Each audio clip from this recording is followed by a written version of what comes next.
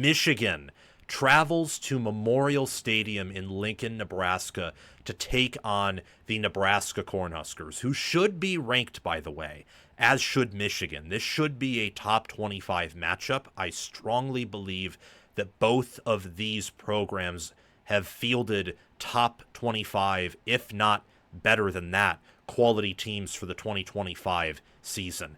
Before I resume, please like, share, subscribe, hit the notification bells, and comment your thoughts down below. I love your engagement. Don't just hit the notification bell for my main channel. Hit the bell for any team playlists attached to the video if interested. If your team is not there or you're not interested, please navigate to my home channel page. Check out the playlists tab. Your team will be there if it's a Power 4 team. And hit the notification bell so that you can get notified when I cover that specific team. If you want additional content, bonus content, sign up as a paid member of the channel with the appropriate tier. I also give priority reply to members. And check out our Discord server. It's free. You get to interact with me. I get to pop in there. And the Discord server will notify you when we go live or when I upload videos. This is going to kick off at 3:30 p.m. Eastern Time, 2:30 p.m. Central Time. So both of these teams are going to be baking in the sun when it's out and it's at its highest perceptionally in the sky. It's going to be hot. It'll probably be humid, but it's not going to be a miserable day. And the atmosphere at Lincoln Memorial Stadium is always a wonder. No matter how much they've lost recently, they always show up. And Michigan, I think their fan base can somewhat relate to that as well. They've had more success recently, but they have a really large dedicated fan base as well. But what Nebraska brings to the table in terms of fan dedication is just different. They are hungry for a win here, a big win. This would be a program-changing win for Matt Rhule. It'd be his first win in his career against a ranked opponent. First ever. At Baylor and Nebraska. Don't know if he beat a ranked opponent or not at Temple. But Michigan's a favorite. They're favored by 3 points. The Wolverines are. Again, kickoff 3:30 p.m. Eastern Time. The last time these teams played, 2023, Michigan won, I believe it was 49-7, and it was 49-0 at one point. The year prior, I think Michigan won 34-3 in a very cold, wintry, wet afternoon. And then in 2021, when they faced off, it was, I believe, 32-29, and it was a all-time classic game in Lincoln. Nebraska, they have a lot of those players from the Michigan games and the years when Nebraska played Michigan, so they are going to be out for blood as well. I think that these teams so far have shown a lot of potential, a lot of promise, but also have their downsides and weaknesses. I don't think any of us are kidding ourselves in terms of these teams' chances of winning a national title, at least right now. Maybe sometime down the road they show us a higher ceiling and edge, but they have some issues. But I would say they are definitely in the upper echelon of FBS and Power 4 teams in terms of quality. You can see it in their points per play margin. And unlike some other teams who have right now a very flukishly large or small points per play margin because they've either played a ridiculously tough strength of schedule through 3 weeks, or they've had a lot of turnovers, a lot of unlucky or super lucky things. I've watched both of these teams closely. They have had luck bounce their way and bounce against them. They have had games where they have clearly played to their ceiling, others where they have not. They, I think, have performed pretty average relative to their talent. Not saying they're not doing a good job or not doing a bad job in some areas, but it's not like they have a ridiculously high turnover margin for 3 games. It's not as if they have a bunch of big plays against busted coverages or possession catches that could have easily gone the other way, like Tennessee against Georgia a few times. I think the analytics are pretty accurate on these teams early on, and that's not always the case. Michigan has a points per play margin of 0.336. Nebraska has a 0.425. This data does not factor in FCS games, so Nebraska's game against Houston Christian really isn't counted here, but that wouldn't change these metrics all that much, as they beat Akron worse than they did Houston Christian. Offensively, I think Nebraska's shown a bit more promise than Michigan, at least through the air. Michigan has shown more promise in their rushing offense, especially last week with Underwood using his legs and amassing over 100 rushing yards. He looks like a natural runner. That's something that Dylan Raiola just doesn't have. And on top of that, he has arm talent that isn't as developed as Raiola's, and I can clearly see that in some of his throws, but he has the same potential, could even have a higher potential there. And Raiola's an amazing quarterback. Underwood is just viewed by many of the recruiting services as generational, and you can talk to any fan who's watched him play, and it's similar with Raiola, where they will tell you the potential's there. They'll give glowing reviews. I think that this might be the best combined quarterback play we've seen in a Michigan-Nebraska matchup in the history of these matchups, at least in terms of potential. And they'll face off again, I believe, when both Raiola and Underwood are still at Michigan-Nebraska. Don't check me on that. But I'm so excited. I think you all can tell that I'm very excited. Both defenses have played well. Michigan, I think, has some issues stopping the pass. To summarize it, Nebraska has some issues stopping the run. Michigan has a 17.1 FPI rating, which is 10th. Nebraska's a 14.7 rating, which is 17th. Those ratings correspond with how much FPI thinks these teams are better than the average college football team. So Michigan's viewed as the better team here, but Nebraska's at home. And per FPI, this should probably be a pick 'em. If not, Nebraska may be favored by 1, just using the number 3 as home field advantage. And yet Michigan's favored by 3 here. And yet they are. I think Michigan's defensive line and their defensive front, along with their quarterback, are really the X factor, best positions of their team, or at least the positions with the most talent and oomph to them. I think for Nebraska, that's quarterback, wide receiver, and their defensive back room has really impressed me so far. It's a unit that I think right now is number 1 in passer rating allowed in the entire FBS. Some key storylines to pay attention to for this game. Does Michigan's offense continue on its treadmill of evolution, where in week 1, week 2, they don't run Bryce Underwood at all? I think that it did not help them against Oklahoma. I still wouldn't have picked them to win against Oklahoma had they ran him, because I picked Oklahoma to win 24-22 with the idea of Underwood running the football in mind, and they never did. So I think Oklahoma probably, especially since the advanced analytics are very high in Oklahoma, they're higher than I was preseason, and I'm starting to adjust my thoughts on Oklahoma very slowly, but if they somehow destroy Auburn this weekend, then that could be a legitimate top 10 or better team. I didn't think Oklahoma would be that, and that would make Michigan's loss not look quite as humiliating. They obviously played much better against Central Michigan than Oklahoma or New Mexico, even factoring in the level of competition, because Michigan never punted. The only drives where they didn't score were a missed field goal, turnover on downs late in the fourth quarter, and a bad interception by Bryce Underwood. For Nebraska, can they control the game? This has been an area of concern that I've had since the preseason. It reared its ugly head against Cincinnati, where Nebraska, I think because of some limitations, size, depth, and talent-wise on the defensive front, and just depth-wise on the offensive line, though I think their starters have a lot of potential and they could be really good. This could be a game they break out. They have issues both stopping the run, especially stopping the run, and I would say especially late in games as they need to rely on depth, and their run blocking is a little bit shaky. I think Emmett Johnson, a wonderful running back they have, does a great job, wonderful job to compensate for that. Trench play, as you probably already guessed, is going to be a major factor in deciding the winner here. I think that if Nebraska is able to run the football effectively and stop the run, they're probably going to win in a blowout, because I think that Nebraska does have an air advantage here. However, in theory, Michigan should be able to run the football for 150, 200, maybe even more yards on the ground. In theory. They have the more explosive rushing offense than Nebraska. Their defensive line is much bigger, more talented.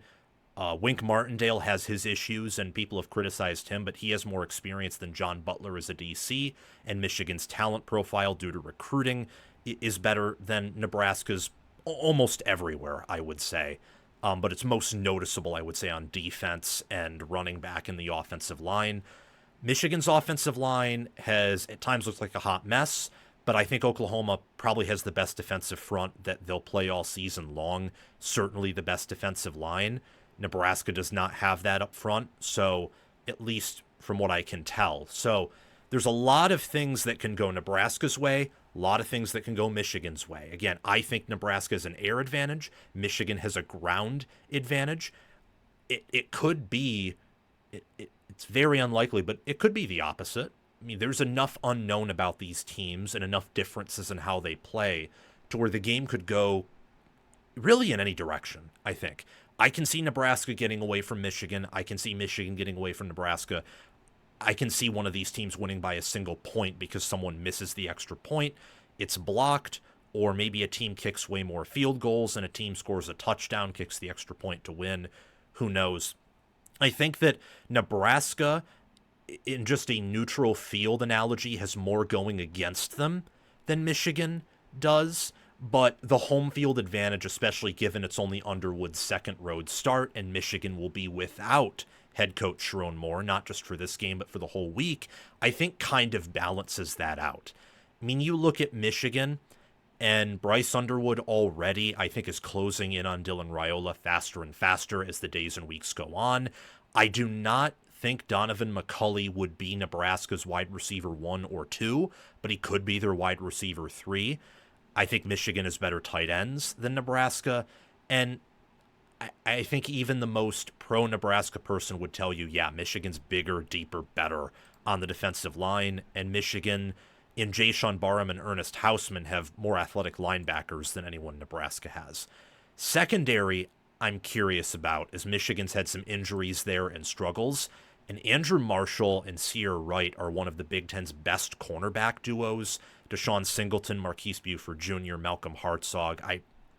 Again, air advantage Nebraska fits with the air raid offense they're running with Dana Holgorsen, and then Michigan's, pro spread. It's evolving a bit with Chip Lindsey, but still, they ran for almost 400 yards on CMU. They tried to run the ball stubbornly to, honestly, a failed effort against Oklahoma. We know that they still want to run the football. Special teams is one thing I want to mention here before getting to our final prediction. Michigan, again, in theory, should have the better special teams unit, but Zavada's missed some of his kicks. He missed one against Central Michigan. He missed another against Oklahoma. Still think he's very reliable, but Nebraska with Mike Eckler has really, really transformed their special teams unit. I actually wouldn't be shocked if Nebraska comes out and has the better teams in this game.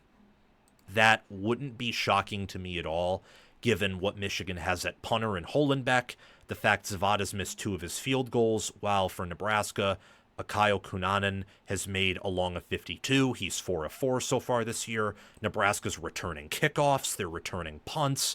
He is just... It's such a win going from Ed Foley to Mike Eckler for Nebraska, and that's something to pay attention to here, especially if this is a close game. If this is a game that comes down to teams, it's no longer a guaranteed Michigan win as it's been in the past, where if it comes down to a field goal, Michigan's going to win. I don't know if that's the case here. I don't. So that's a bit of an unknown that I would certainly keep my eye on.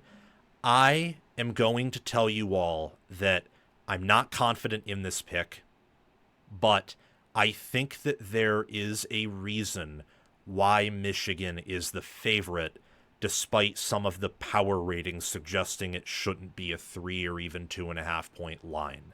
I think that, look, Michigan is the better team.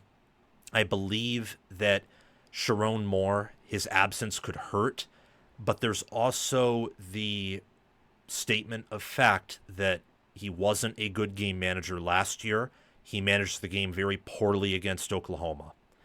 I think that there won't be as big of a drop-off there as you could have and would have if you had this assistant staff but Jim Harbaugh as the head coach, for example. Or a drop-off where Matt Rhule couldn't be with the team, because Rhule's actually a good coach. Moore, the jury's still out on Moore. I don't think the reviews right now are positive.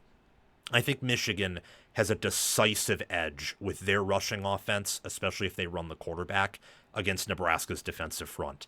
And I think their run defense, Emmett Johnson will get some pops against him because Johnson's good. He's fast. Michigan, I don't think, is disciplined entirely with their angles on defense. So if he can get past that first level and get to the outside, he could be gone. But I think Michigan's going to have an easier time running the ball. I think they're going to play off of that, and they've shown they can scheme their receivers open, and their tight ends are good enough to where I think they'll put together a complementary passing game. They'll move Nebraska's defense. Now, I think Nebraska's offense will move Michigan's defense, but not to the same degree.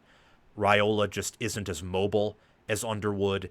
I don't think Nebraska's run-blocking offensive line is as good as Michigan's. Pass blocking, we'll have to see. I'd probably lean Nebraska there, but honestly, I don't know.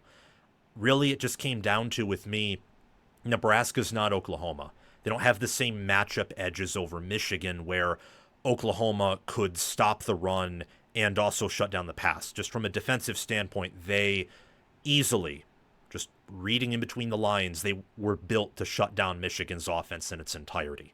Nebraska's not really built to do that here.